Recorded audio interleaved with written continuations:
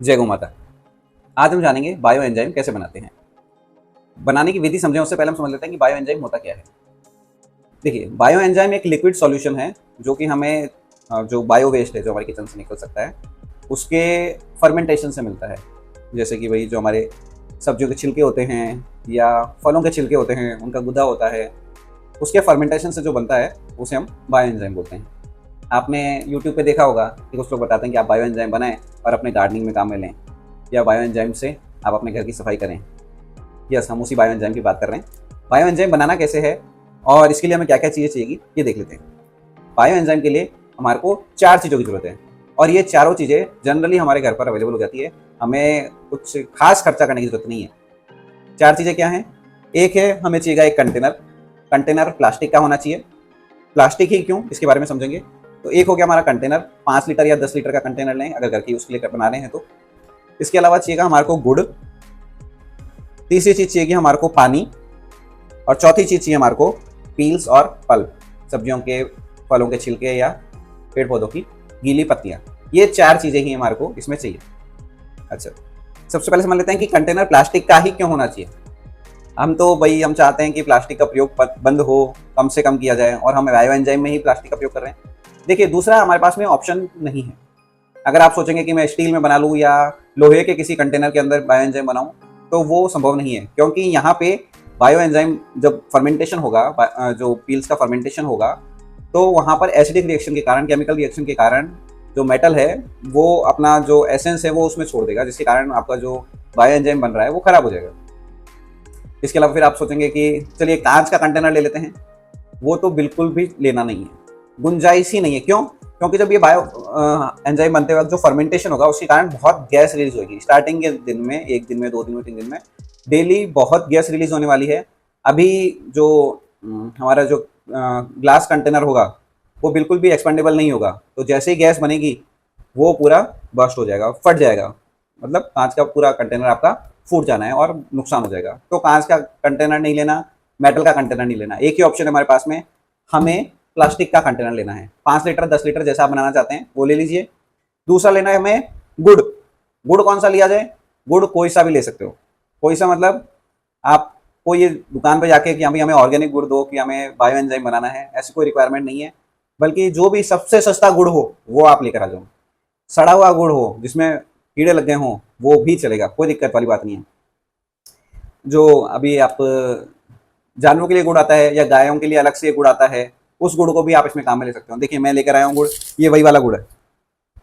जो भी गुड़ आप लेना चाहते हो वो आप गुड़ इसमें काम में ले सकते हो। बेहतर होगा सबसे सस्ता ले आए तो सबसे कम खर्चे के अंदर काम हो जाए। और जितना सस्ता गुड़ होगा, अगर थोड़ा सा खराब हुआ क्वालिटी का गुड़ होगा तो बायो एंजाइम उससे ज्यादा बेहतर क्वालिटी का बनेगा, खराब नहीं होगा, डोंट वरी।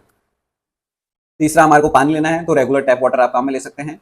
और चौथी चीज हमारे को चाहिए पील्स और पल्प। तो आज मैंने जैसे ये आम के छिलके लिए हैं और आम का थोड़ा पल्प लिया है। थोड़े छिलके आम के कम पड़ रहे थे, मैं इसको मेनली क्लीनिंग में और गार्डनिंग में काम में लेना चाहता हूँ। तो छिलके जब कम पड़े तो मैंने थोड़ा कुकुम्बर का छिलके भी इसमें काम में ले लिए हैं। तो दोनों में ही कोई स्मेल की कोई दिक्कत नहीं है, तो काम में लिया जा सकता है। और कौन कौन से छिलके आप काम में ले सकते हैं? देखिए, आप मेनली 4 तरह के आप पल्प एंड पील्स काम में ले सकते हो। एक तो कोई भी फ्रूट्स का ले सकते हो। सबसे बढ़िया जो खुशबूदार बनता है और जो सारे पर्पस के लिए काम में आता है वो होता है सिट्रस का। आप संतरे के छिलके लें, नारंगी के छिलके लें या नींबू का छिलका ले लें। इन सब ये चीज़ें सब जो बायो एंजाइम के जितने प्रयोग हैं सब में ये काम आता है, सिट्रस वाला। इसके अलावा आप बाकी फ्रूट्स का भी ले सकते हो। आप केले का बना सकते हो और अनार का बना सकते हो। अनार में दिक्कत यह है कि भाई उससे जब फ्लोर क्लीन करेंगे तो उससे दाग बन जाते हैं, तो वो आपको मेनली ध्यान में रखना रहेगा। इसके अलावा आप जैसे मैंने आम लिया, आप पपीते का बना सकते हो। इस तरह से कोई भी फ्रूट ले सकते हो। सब्जी हो गई, फ्रूट हो गई। तीसरा आप बना सकते हैं फ्लावर्स का। फ्लावर आप कोई से भी फ्लावर का, आप गुलाब के बना सकते हैं, गेंदे का बना सकते हैं, गुलदाउदी का बना सकते हैं, कोई से भी फूल ले सकते हैं। एक ही चीज़ ध्यान रखनी है कि फूल सूखे हुए ना हो। पूर्ण रूप से अगर सूख गई पत्तियां तो उसमें इतना बेहतर रिजल्ट नहीं आएगा। अगर थोड़ी मुरझा गए फूल वो ठीक है, वो चलेगा, उसमें कोई दिक्कत नहीं है। और चौथा आप ले सकते हैं पत्ते, किसी पेड़ के पत्ते। जैसे नीम के पत्तों का आप बायो एंजाइम बनाएंगे, बहुत ही मतलब लाभदायक है और उसके भी बहुत सारे प्रयोग हैं। इसके अलावा आप एलोवेरा का बना सकते हैं। एलोवेरा की पत्तियों को चॉप करके आप यूज़ कर सकते हैं। तो ये मेनली आप 4 तरह काम में ले सकते हैं। अच्छा, अभी इन चारों चीज़ों को किस किस रेशियो, मतलब कंटेनर तो एक ही रहेगा, बाकी जो 3 चीज़ें हमारी पानी, गुड़ और पल्प, इन तीनों को किस किस रेशियो में लेना है वो समझ लेते हैं। देखिए, जो आपका कंटेनर साइज है उसका 60% आप पानी ले लीजिए। जैसे मेरा ये 10 लीटर का कंटेनर है तो मैंने इसमें 6 लीटर पानी ले लूंगा। तो देखिए, मैंने इसमें लगभग 4 लीटर पानी भर लिया है। ये 2 लीटर की बोतल और है मेरे पास में, इससे मैं ये बाकी डाल दूंगा तो ये 6 लीटर तो पानी हो जाएगा। तो लगभग 60% आप कंटेनर के अंदर 60% आप पानी डाल सकते हैं। इसके बाद में गुड़ कितना लेना है? गुड़ लेना है जितना पानी लिया उसका 10%। तो हमने पानी कितना लिया? 6 लीटर पानी लिया, तो 6 लीटर पानी में 10%, लगभग 600 ग्राम। 600 ग्राम गुड़ हमें लेना है। गुड़ मैंने बताया जैसे कि कोई सी भी क्वालिटी का गुड़ ले लीजिए आप, कोई दिक्कत वाली बात नहीं है। हो सके तो सबसे सस्ता गुड़ लीजिए, कोई ज़्यादा खर्चा भी नहीं आएगा और रिजल्ट बेहतर ही मिलेगा। तो ये 600 ग्राम गुड़ है। जितना पानी लिया उसका 10%, ये हमने गुड़ ले लिया। और जितना गुड़ लिया उसका 3 गुना क्या लिया? पल्प। मतलब सीधा सीधा बताऊं, 1, 3 और 10, 1 भाग ये, 3 भाग ये और 10 भाग पानी। ठीक है, सिंपल है। 6 लीटर पानी, इसका 10% गुड़, इसका 3 गुना पल्प, 1800 ग्राम, ये हमने पल्प ले लिया। अगर 5 लीटर का कंटेनर होता तो इसी रेशियो में ले लेते। 3 लीटर पानी लेते, 300 ग्राम गुड़ लेते और 3 3 9 900 ग्राम हम पल्प ले लेते। इन तीनों को मिक्स कर देंगे, इन तीनों को कंटेनर के अंदर डाल देंगे। और देखिए कंटेनर, हाँ एक चीज़ और बताऊँ मैं, प्लास्टिक का कंटेनर तो लेना है, कंटेनर ऐसा लेना है जिसे हम एयर टाइट बंद कर सकें। एयर टाइट कंटेनर होना बहुत जरूरी है ताकि फर्मेंटेशन अच्छे से हो सके। तो ये सारा गुड़ हम इसमें डाल देते हैं। अभी ये गुड़ थोड़ा बड़ा था, मैंने इसके टुकड़े करके रख लिए हैं, तो शायद आपको ऐसा लग रहा होगा कि ये ज़्यादा है, लेकिन ये पूरा तोल कर लेकर आया हूँ मैं। ये हमने इसमें गुड़ डाल दिया है। अभी हम इसमें बाकी ये छिलके डाल देंगे केले के।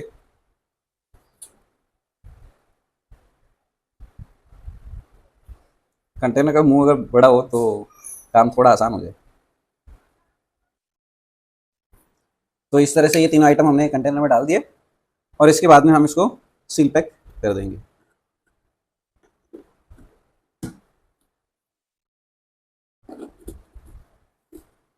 ध्यान में रखना है, हमें मेटल का कंटेनर काम में नहीं लेना, कांच का नहीं लेना, केवल प्लास्टिक का लेना है। और प्लास्टिक का कंटेनर भी एयर टाइट होना चाहिए। अच्छा, बात खाली यहाँ पे ख़त्म नहीं हुई है।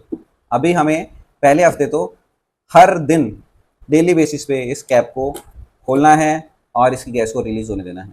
स्टार्टिंग के 1 वीक में बहुत गैस बनेगी। अगर आप 3-4 दिन तक इसको खोलना भूल गए तो संभव है कि आपका प्लास्टिक का कंटेनर भी फट जाए और पूरा जहाँ पे भी आपने इसको स्टोर कर रखा है पूरा मैसअप हो जाए। तो ये चीज़ जरूर ध्यान रखनी है, स्टार्टिंग के दिनों में इसको अनकैप जरूर करना है। डेली बेसिस पे इसको अनकैप करें। उसके बाद में फिर आप 3-4 दिन में, हफ्ते भर में, धीरे धीरे, मतलब जैसे टाइम बीतता जाएगा। अच्छा, इसको रखना कितना टाइम है? लगभग 3 महीने के अंदर ये अपना बायो एंजाइम पूरा तैयार हो जाता है। 3 महीने हो जाएं तो इसके बाद में आप इसको छान लीजिए एक दूसरी बॉटल में या कंटेनर के अंदर, और उस बायो एंजाइम को आप मल्टीपल यूजेस ले सकते हैं। फॉर एग्जांपल, मैंने माना कि आपने सिट्रस का ही बनाया है, तो क्या क्या उपयोग है वो एक बार अपन देख लेते हैं। आप उससे सबसे पहले फ्लोर क्लीनिंग में काम में ले सकते हैं। जैसे आप लाइजॉल डालते हैं या फिनाइल डालते हैं 1 ढक्कन 2 ढक्कन, वैसे ही आप ये बायो एंजाइम 1 ढक्कन 2 ढक्कन पानी की बाल्टी में डाल लीजिए और उसके बाद में उससे क्लीनिंग कर लीजिए। आप दरवाजे साफ़ कर सकते हैं, फर्नीचर साफ़ कर सकते हैं। इसके अलावा गाड़ी धोने में भी इसको काम में ले सकते हैं। नहाने में इसका काम में लिया जा सकता है। जैसे आप बॉडी वॉश काम में लेते हैं वैसे इसको काम में ले लें। फ़र्क सिर्फ इतना रहेगा, इसमें बबल्स नहीं बनेंगे, झाग नहीं बनेंगे, बाकी इसका परफेक्ट यूज़ है एज ए बॉडी वॉश। कोई दिक्कत वाली बात नहीं है। आप एज ए फेस वॉश काम में ले सकते हैं, एज ए हैंड वॉश काम में ले सकते हैं। अगर आपको लगता है कि नहीं, जब तक बबल्स नहीं बने हाथ धोने में मज़ा नहीं आता, तो आप स्टार्टिंग में ऐसे प्रयोग कर सकते हैं कि आप 50% अपना हैंड वॉश ले लीजिए और 50% जो अपना ये बायो एंजाइम है इनको मिक्स करके बॉटल में रख लीजिए। थोड़े दिन काम में लीजिए और रिजल्ट देखिए। अभी हम क्या करते हैं, अपने बच्चों को बाहर घुमा के लेकर आते हैं, घर पे आके चलो बेटा हाथ धो हाथ दो हाथ दो। अभी हाथ किससे धो रहे हैं हम? कितना केमिकल है उसके अंदर। अभी उससे जब हम हाथ धोते हैं तो कितना केमिकल छूट जाता है और कितना हाथों में रह जाता है। फिर बच्चे उन्हीं हाथों से, मतलब उन्हीं हाथों को चाटते रहते हैं, खाते रहते हैं या उसी से खाना खाते हैं। तो ये कितना हार्मफुल है। जबकि इसका जब प्रयोग करेंगे तो आप देखेंगे कि मतलब अपने हाथ है एकदम सॉफ्ट रहते हैं और बढ़िया खुशबू भी आती है। अगर पूरा बायो एंजाइम नहीं भी निकला तो भी कोई दिक्कत वाली बात नहीं है, कोई तकलीफ नहीं होगी ना आपको ना बच्चों को। इसके अलावा लोग अपने अपने जानवरों को, पेट्स को नहलाने के लिए जो शॉप पे जाके भाई ऑर्गेनिक वाला सोप देना, या एकदम बढ़िया वाला सबसे महंगा वाला सोप लेते हैं, लेकिन उसके अंदर भी केमिकल मिले होते हैं। आप अपने पेट्स को नहलाने के लिए, उनको क्लीन करने के लिए भी इस बायो एंजाइम का प्रयोग कर सकते हैं। इसके अलावा कपड़े धोने के अंदर इसका प्रयोग हो सकता है। आप बर्तन धोने में बायो एंजाइम का प्रयोग कर सकते हैं। इसके अलावा जो सबसे बड़ा प्रयोग है वो गार्डनिंग में तो है ही। गार्डनिंग के अंदर जो आप पानी देते हैं उसमें आप इसको थोड़ा सा मिला दीजिए और दे दीजिए। थोड़ा सा स्ट्रॉन्ग अमाउंट रखेंगे तो आप इसको एज ए पेस्टिसाइड भी यूज़ कर सकते हैं। आप इसका स्प्रे कर दीजिए तो ये बहुत बढ़िया बहुत बढ़िया रिजल्ट देता है। तो इस तरह से इसके बहुत सारे प्रयोग हैं। और आपको खर्चा कुछ भी नहीं है। गुड़ का खर्चा है, तो मैंने कहा कि सबसे सस्ता गुड़ लेके आ जाइए, तो फिर खर्चे की तो बात करने की जरूरत ही नहीं है। जब पाव भर की बॉटल जो हम लेकर आते हैं शैम्पू की या हैंड वॉश की, वो भी इतनी महंगी आती है, तो ये तो लगभग 10 रुपए के अंदर, 20 रुपए के अंदर आपका पूरा 5 लीटर बायो एंजाइम तैयार हो रहा है। तो ये तो बहुत बढ़िया चीज़ है।